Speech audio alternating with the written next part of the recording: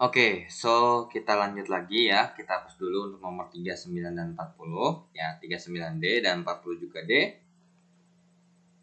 Oke, so kita mulai dari nomor 41.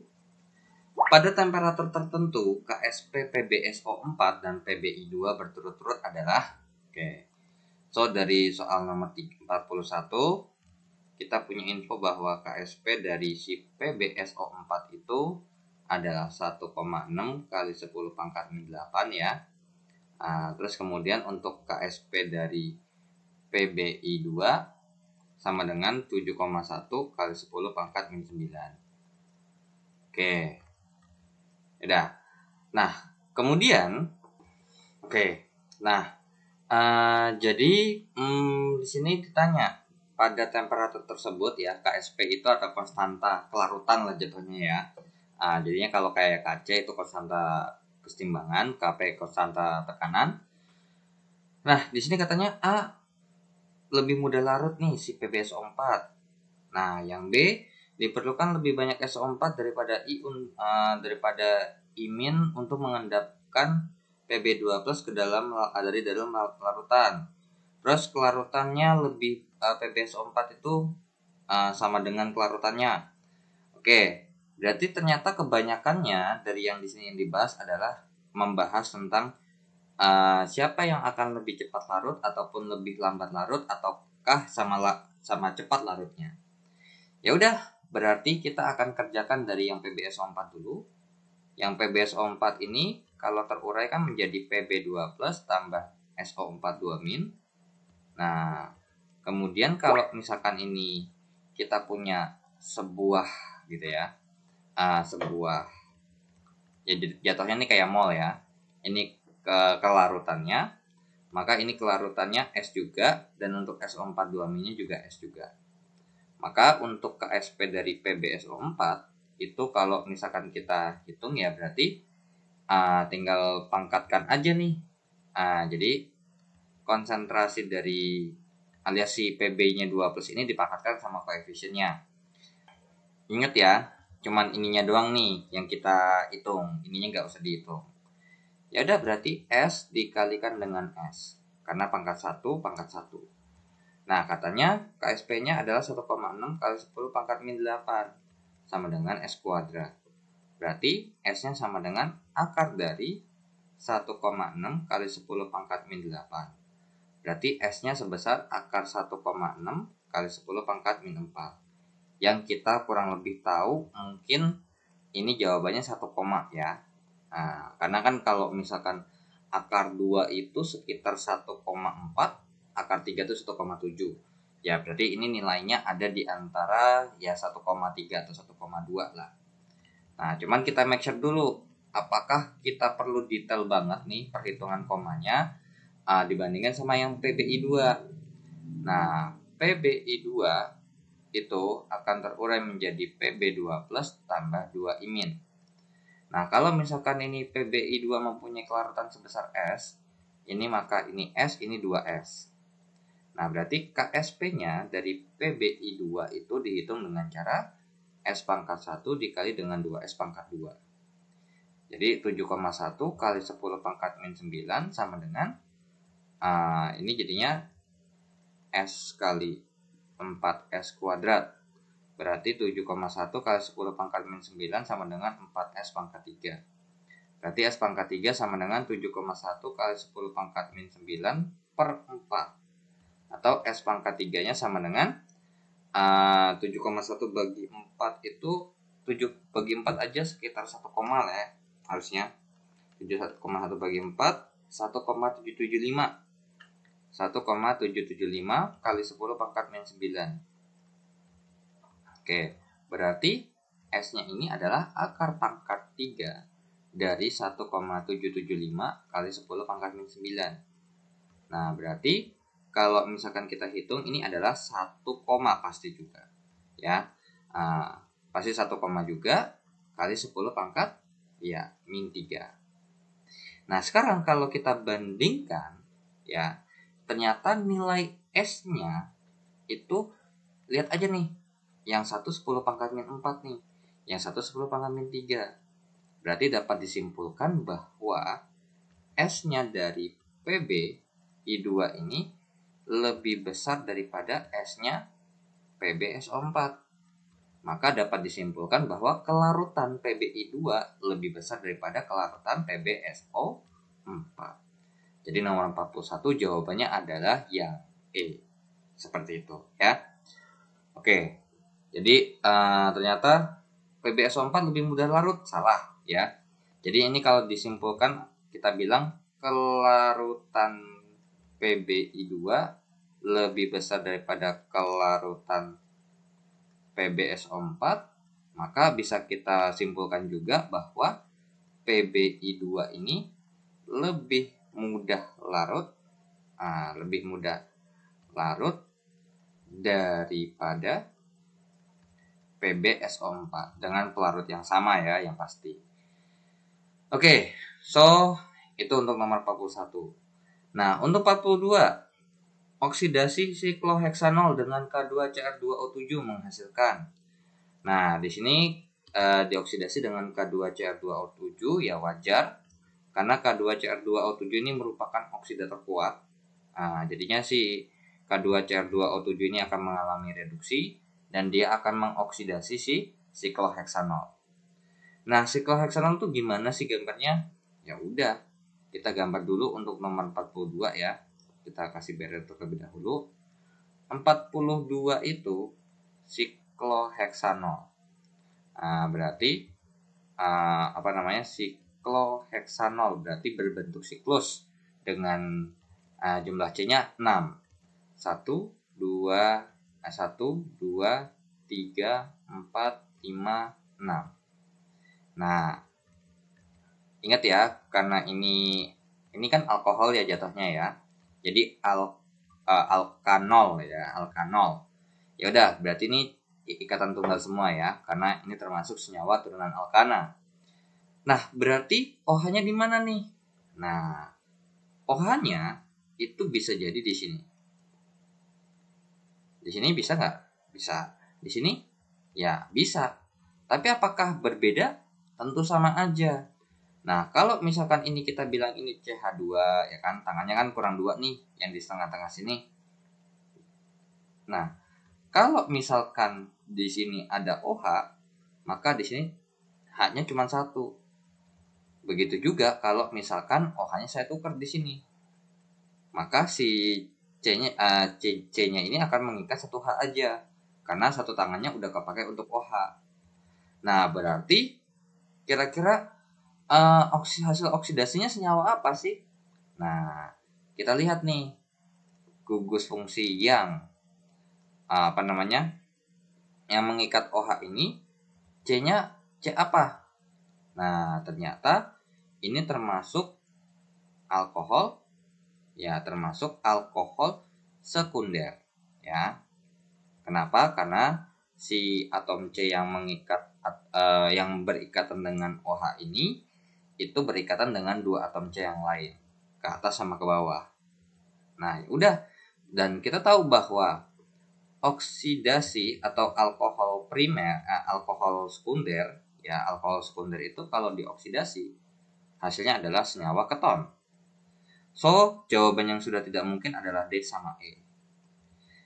Nah, di mana kalau misalkan kita mengoksidasi siklo, ingat, kalau kita oksidasi itu jumlah C dan bentuknya sama. So, bisa kita simpulkan hasil dari ini misalkan sikloheksanol ya. Ingat, kalau dioksidasi itu tidak merubah bentuk ya. Nah, jadi kalau dioksidasi dia cuma ganti gugus fungsi aja. Ternyata kalau dioksidasi, ternyata harusnya dari OH dia berikat jadi bala berikatan rangkap ya dengan O si C-nya. Jadi ini kita bilang ya namanya sikloheksanon. Jadi jawabannya untuk nomor 42 adalah yang C. Seperti itu ya. Oke. Gitu. Jadi be careful ya. Untuk oksidasi dari suatu senyawa itu tidak merubah bentuk secara keseluruhan. Jumlah C-nya sama, segala macam. Yang berubah hanyalah gugus fungsinya saja.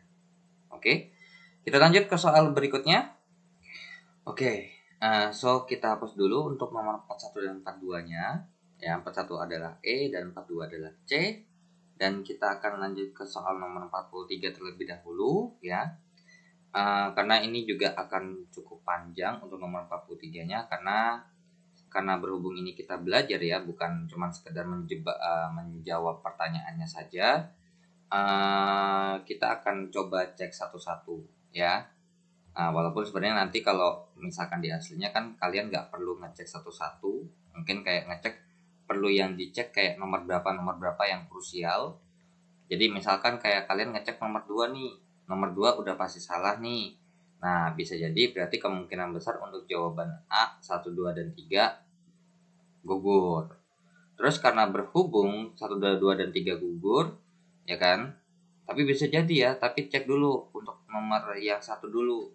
Kan walaupun A-nya gugur kan bisa jadi jawabannya B, 1 dan 3. Nah, oke, so di sini kita akan discuss untuk nomor 43. Yang pertama adalah HCl. Nah, ditambah dengan CaCO3 menjadi CaCl2 ditambah dengan H2O ditambah dengan CO2. Nah, di sini dikasih tahu di antara reaksi belum setara berikut yang merupakan reaksi redoks. Even though walaupun dia sudah setara, kalau namanya reaksi redoks tetap reaksi redoks. Ya. Karena kita tahu bahwa kayak misalkan kita mau nyetarain reaksi redoks itu kan ada metodenya ya. Pakai setengah reaksi ataupun bilox. Nah, even though dia setara, kalau kita cek dia akan mengalami reduksi ataupun oksidasi, ya tetap aja mengalami reduksi atau oksidasi. Seperti itu ya. Kan yang kita setarakan kan cuma jumlah muatan dan jumlah unsurnya saja. Dimana untuk menentukan reaksi redoks itu lebih rincinya itu kalau persatuan yang kena seperti itu ya. Oke. Nah, di sini saya ambil sebuah contoh ya, sebuah contoh dari yang atas ini belum setara, yang bawah sudah setara. Ya kan kalau untuk menyetarakan reaksi redoks apalagi yang belum lengkap ini pasti nanti ada H+ sama H2O-nya. Nah, sekarang kita cek apakah kalau misalkan sebelum dan sesudah itu tetap akan termasuk redoks. Nah, ini kan min 2, min 8 sama dengan min 1. Jadi Mn-nya satunya sama totalnya kan plus 7. Untuk yang ini min 2, min 8 sama dengan min 2, jadinya plus 6, berarti C-nya di sini plus 3 satunya. Ini min 2, ini min 4 sama dengan 0, jadi totalnya plus 4 dan satunya pun plus 4. Ini plus 2, ini plus 2. Nah, sekarang kalau misalnya ini kita hitung di sini. Ini kan satunya plus 2 dan totalnya juga plus 2 dengan kalau misalkan ini kita totalin jadinya plus 4 secara muatan ya. Oke. Kemudian ini kan yang mengalami reduksi dan oksidasi, yang reduksi adalah si Mn ya. Untuk si C-nya mengalami oksidasi. Kita cek, bener nggak sih kalau kita cek gitu ya. Ini kan plus 7, ini min 2, ini min 8, berarti plus 7 ya. Ini jadinya plus 7, berarti total muatannya adalah plus 14. Nah, dari sini ke sini, ini katanya reduksi. Nah, dari sini ke sini pun, 14 ke plus 4 itu pun reduksi. Nah, jadi tetap aja walaupun dia sudah setara, ya kalau emang namanya dia reaksi redoks, walaupun belum setara ataupun udah setara, tetap reduksi sama oksidasinya pasti ada gitu ya. Nah, tapi di sini kenapa kok soalnya ada tulisan di belum setara? Nah, jadi cuma ngasih tahu aja nih, ternyata ini belum setara. Jadi apakah wajib disetarakan? Nah, pas tadi kita lihat ternyata emang nggak wajib nih. Karena untuk menentukan reaksinya redoks atau bukan, kita butuh satuannya aja. Yaudah kita cek HCl. H itu plus 1, ya kan? Berarti sama dengan 0, berarti Cl-nya min 1. Nah, yang emang sesuai juga ya. Terus habis itu CaCO3 nih. Nah, Ca ini adalah plus 2 satunya. Dan ini untuk O min 2. Jadinya plus 2. Ini dikurang 6 sama dengan 0. Berarti ini plus 4. Ini plus 4. Di sini plus 2. Plus 2 totalnya. Ini min 2 sama dengan 0. Berarti Cl-nya satunya min 1. Untuk H di sini plus 1. Dan ini udah pasti min 2. Jadinya plus 2 dikurang 2 sama dengan 0. Ini plus, min 2. Ini min 4 sama dengan 0. Berarti C-nya adalah plus 4. Satunya juga plus 4. Ternyata pas kita cek, ternyata tidak ada yang berubah bidoxnya. Berarti nomor 1 nih gagal. Nah, karena nomor 1 gagal, kita tahu nih pasangannya begini ya. A itu 1, 2, 3. Yang benar ya. Yang B adalah 1, 3. Yang C adalah 2, 4. Yang D itu 4 saja. Yang E itu 1, 2, 3, 4. Nah, sebenarnya di sini kita udah bisa eliminasi jawaban nih kalau mau. Nah, karena satunya aja udah salah, so bisa kita pastikan ini gugur, dan ini gugur. Jadi, karena berhubung satunya udah pasti salah, 3 itu pasti salah. Tapi belum tentu duanya salah ya. Karena di sini kan 2 sama 1 nih ada yang independen nih, alias nggak terkait sama sekali. Ya udah, kita cek nomor 2. Nah, kalau nomor 2-nya salah, berarti ini salah, langsung jawabnya D. Kan gitu. Ya. Oke, nomor 2. Nah, ini kenapa kok nggak ngecek nomor 4 aja? Karena kalau nomor 4-nya benar, ya, nomor 4-nya benar, bisa jadi nomor 2 tuh masih bisa benar. Jadi jawabannya masih possible untuk C. Nah, sekarang untuk yang kedua adalah SiO2 ditambah dengan CaO menjadi CaSiO3. Nah, sekarang kita cek nih. Ini min 2 ya satunya ya. Ini min 2, jadinya min 4 sama dengan 0, berarti totalnya plus 4. Dan satunya plus 4. Dan untuk CaO-nya, ini O-nya min 2, min 2 sama dengan 0, berarti Ca-nya plus 2 totalnya. Ya, satunya juga plus 2. Nah, kalau ini gimana? Ini plus 2, ini min 2, min 6 sama dengan 0, ini plus 2, jadinya plus 4. Wah, ternyata juga bidoxnya nih gak ada yang berubah nih. Si-nya sama-sama 4, dan O-nya sama-sama min 2, dan Ca-nya sama-sama plus 2. So, sudah bisa kita pastikan jawaban yang benar adalah yang ini. Yang D saja, yang 4 saja. Karena nanti kalau ini kita cek, pasti nomor 3 salah. Nah, jadi nomor 4 doang nih yang bakal benar. Nah, tapi kita pastiin aja dulu ya, karena ini sekaligus untuk belajar. Na2O2 ditambah dengan H2O menjadi NaOH ditambah dengan H2O2. Nah, di sini kita tahu bahwa Na ini adalah plus 1, jadinya ini plus 2, gitu ya. Terus kan sama dengan 0. Berarti si O-nya ini min 2, berarti maka bisa kita katakan satunya si O-nya min 1. Nah, jadi kalau di antara ini berarti kita akan lebih prioritaskan yang adalah yang Na-nya ya, bukan yang O-nya. Nah, sekarang ini plus 1, ini plus 2, dikurang 2 sama dengan 0, berarti O-nya di sini min 2. Di sini NaOH, udah satu paket nih. Pasti Na itu plus 1, karena kalau kita uraikan kan jadi Na plus tambah OH min. Nah, ini plus 1, untuk ini min 2 tambah 1 ya pasti. Sama dengan 0 kan, pas. Nah, ini plus 1, ini plus 2, dikurang 2 sama dengan 0, dan O-nya di sini min 1. Dan ternyata H-nya ataupun Na-nya ataupun O-nya tidak berubah. Nah, ternyata bener kan, 3-nya juga salah. Tuh. Jadi ini udah pasti dipaket nih. 1 salah pasti 3 salah. Jadi nggak bakal mungkin satunya benar. Kalau satunya salah, 3-nya benar nggak mungkin. KO2 ditambah dengan CO2 menjadi K2CO3 ditambah dengan O2. Nah, ini kan plus 1 nih, ya kan? Ini plus 1. Jadinya ini plus 1, ini berarti berapa tuh? Ya, min 1 sama dengan 0, berarti ini min setengah. Ya, oke. Ya, kemudian ini min 2, ya. O-nya min 2, jadinya min 4. Jadi untuk C-nya adalah plus 4. K2CO3 ini plus 1, plus 2. Ini min 2, min 6. Sama dengan 0. Berarti C-nya adalah plus 4 dong. Ya. Ini plus 4. Kemudian di sini O-nya 0. Ya. Oke. Jadi kalau masalah ini ya, terkait harusnya dia redox atau bukan sih, sebenarnya ini cuma reduksi doang ya. Ini cuma ada reduksi aja. reduksi atau oksidasi. Dilihat nih. Dari ini min 2. Nah, berarti ini yang berubah yang mana nih? Dari K min setengah itu kan naik. Ya kan? Nah, jadi ini cuma oksidasi juga. Ini oksidasi doang nih. Reduksinya di mana coba? Ya kan? Cuman mungkin kalau misalkan salah satunya aja, ya udah berarti jawabannya yang D ya. Oh ya, I see. Saya nggak ngelihat ya. Saya nggak ngelihat. Ini ada nih yang reduksi oksidasinya ya. Ketinggalan. Nah, yang mana tuh? Nah, yang ini dari sini ke sini. Ini apa? Ya, ini oksidasi.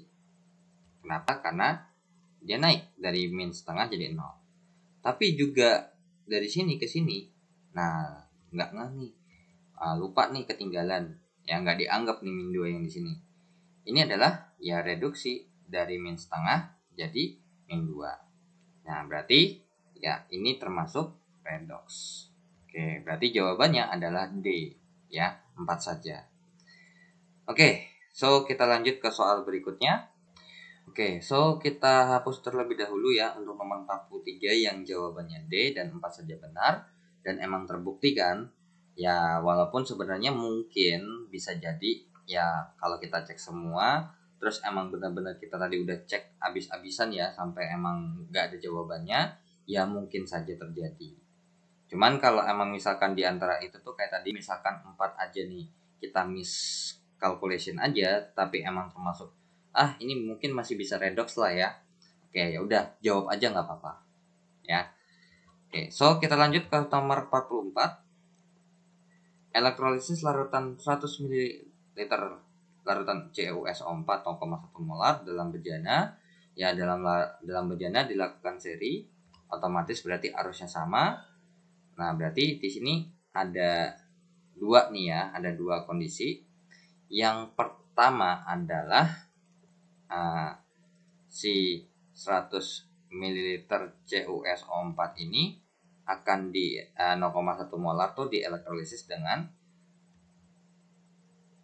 arusnya adalah sebesar 1 ampere, ya kan? Dengan katoda dan anodanya PT ya katanya ya, be careful. Oke. Pada tiap-tiap katoda terbentuk endapan Cu dan Ag, sementara pada anoda tiap-tiap katoda terbentuk endapan Cu dan Ag, sementara pada anoda dihasilkan gas O2 dan dikasih keterangannya setelah elektrolisis berlangsung selama 60 detik. Oke, berarti ini T-nya sama-sama 60 detik ya, 60 detik. Begitu juga untuk kasus yang kedua ya. Untuk kasus yang kedua adalah 100 ml AgNO3 0,1 molar dengan arus yang besarnya sama dengan waktu yang sama juga. Berarti dari dari informasi yang saya kotakin warna pink ini ya, kita bisa dapat informasi terkait dengan berapa mol elektron yang terlibat dengan kita menggunakan rumus F sama dengan V per 96 kopek, F sama dengan I kali T per 96 kopek, F sama dengan 1 kali 60 per 96 kopek. Nah, berarti F-nya sama dengan berapa tuh? Nah, kalau kita hitung berarti ini 60 bagi 96 kopek. Jawabannya adalah 6,2 kali 10 pangkat min 4 ya. Oke, mol elektron. Nah, berarti ini kan arusnya sama nih, ya kan? Tapi sekarang kita cek dulu. Katanya nih di tiap katoda terbentuk endapan Cu, benar nggak sih? Oke, sekarang di sini ingat untuk elektrolisis pertama uraikan terlebih dahulu apa yang mau dielektrolisis dan ingat ini semua dalam bentuk larutan ya.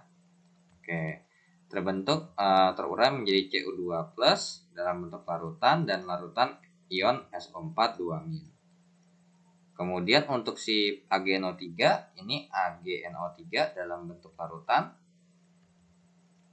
menjadi Ag plus dalam bentuk larutan ditambah dengan NO3- dalam bentuk larutan. Ya udah, berarti kalau misalkan nih ya, berarti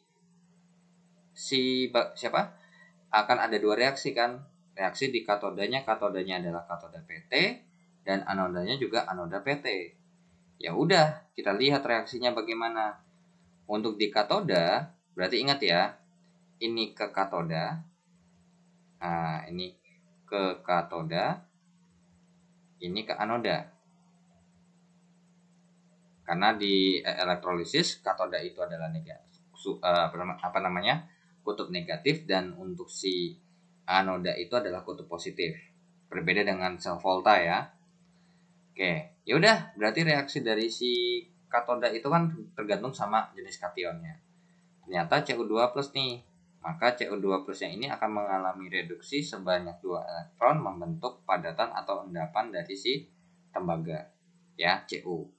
Nah, terus kemudian di anodanya, katanya sementara pada anoda dihasilkan gas O2. Apakah benar? Nah, sekarang untuk SO42- itu kan termasuk asam atau asam sisa asam oksi ya, atau kita bisa bilang ion yang banyak lah bentuknya. Itu kalau misalkan kita lihat ternyata elektrodanya adalah elektroda inert. Nah, berarti apa yang terjadi? Yang terjadi adalah oksidasi si air. Ditambah dengan apa nih? Enggak dong ya. Menjadi gas oksigen ditambah dengan 4H+ dalam bentuk larutan ditambahkan dengan 4 elektron. Nah, ini juga sama nih, kita pecah juga nih. Ini katodanya katanya sama-sama PT nih. Karena di sini setelah ini massa Cu mengendap lebih besar daripada massa Ag. Ini bla bla bla bla bla bla bla. Sekarang kita cek dulu apakah reaksinya emang ada yang benar yang sama ataupun yang beda, kan kita nggak tahu.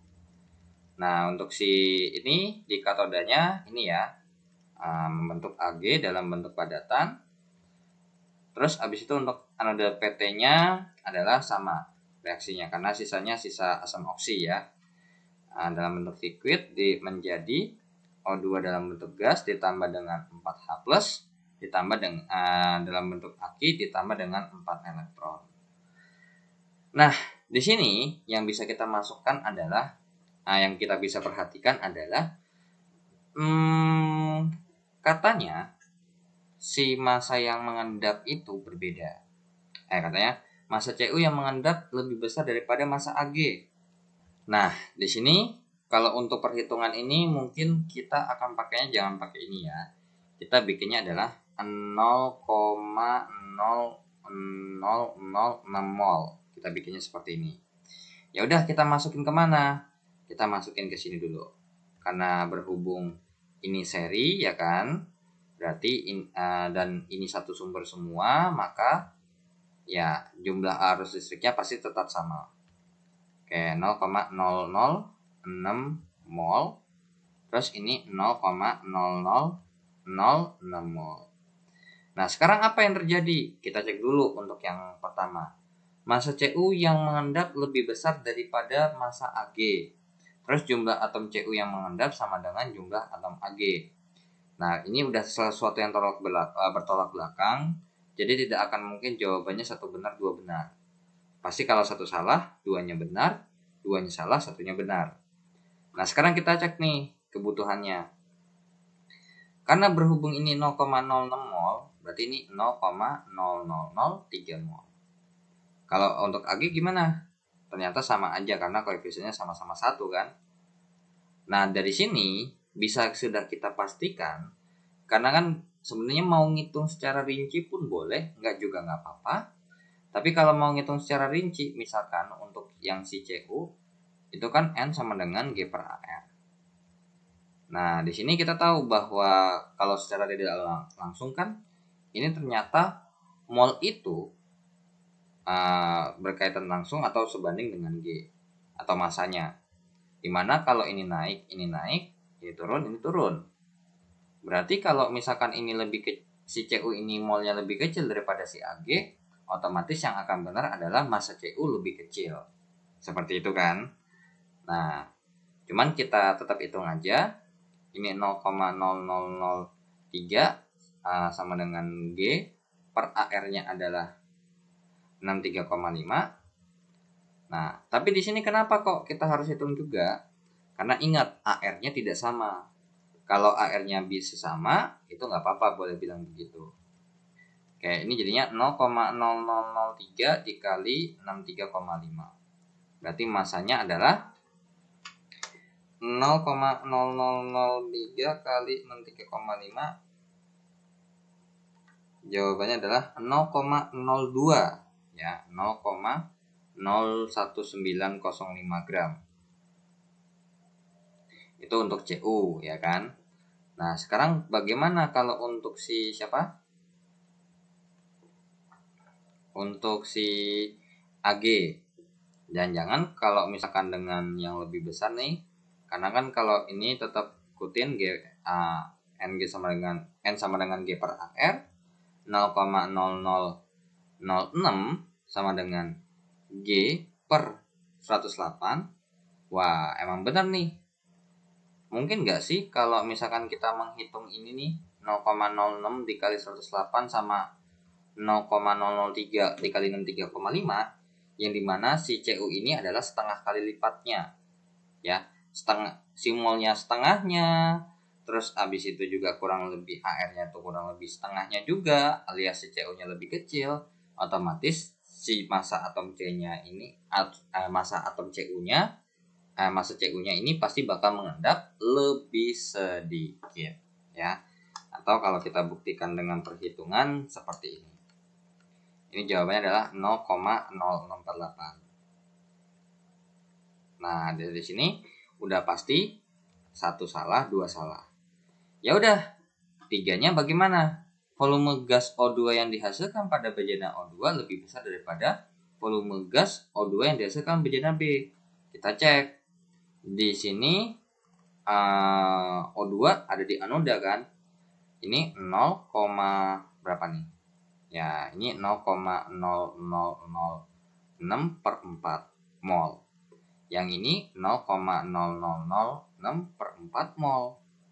Nah, dan kita tahu bahwa untuk menghitung volume O2 dalam keadaan standar misalkan ya, itu rumusnya adalah NO2 dikali 22,4. Nah, ternyata molnya aja sama nih. Berarti volume gasnya pasti sama.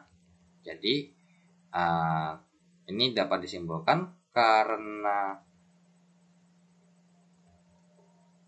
NO2 di CU dan NO2 di AG sama, gitu ya, maka volumenya sama.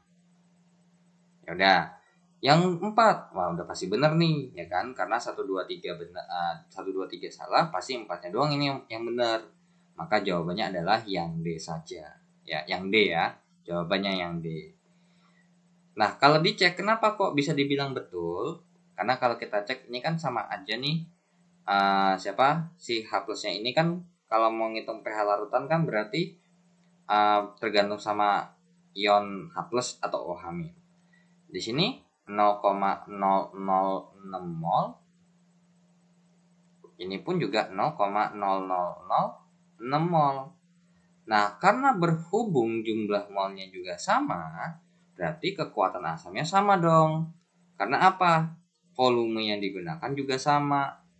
Volumenya sama, molnya sama, berarti konsentrasinya sama. Kalau konsentrasinya sama, berarti kekuatan asamnya pun akan sama. Seperti itu ya. Jadi gini, kalau untuk yang nomor 4 itu alasannya, ini untuk nomor 3 ya berarti ya. Ini untuk nomor 3. Kalau ini nomor 1 dan 2 ya. 1 dan 2. Untuk nomor 4 ini penjelasannya adalah karena mol dan volume dari H plus bernilai sama, dampaknya apa? konsentrasi H+ akan sama. Nah, kalau misalkan H+-nya sama, ya berarti pH-nya akan sama juga. Seperti itu ya. Logika berpikirnya. Itu untuk soal nomor 44, jawabannya adalah yang D. Oke, so kita lanjut ke soal berikutnya. Dan ini adalah soal terakhir. Oke, so kita hapus dulu untuk soal nomor 44-nya ya. Emang cukup panjang. Kalau emang yang belum biasa ngerjain tuh, ya emang agak panjang ngerjainnya. Tapi nanti kalau emang udah biasa, itu harus brainstorming sendiri. Dan nanti akan ketahuan siapa yang, maksudnya yang bakal ketahuan kira-kira, oh ini bakal seperti ini ketemu begini. Nah gitu. Oke, untuk nomor terakhir, untuk SBMPTN Kimia 2017 kode 124. Nomor 45. Senyawa yang merupakan isomer propilamin. Oke. Untuk propilamin.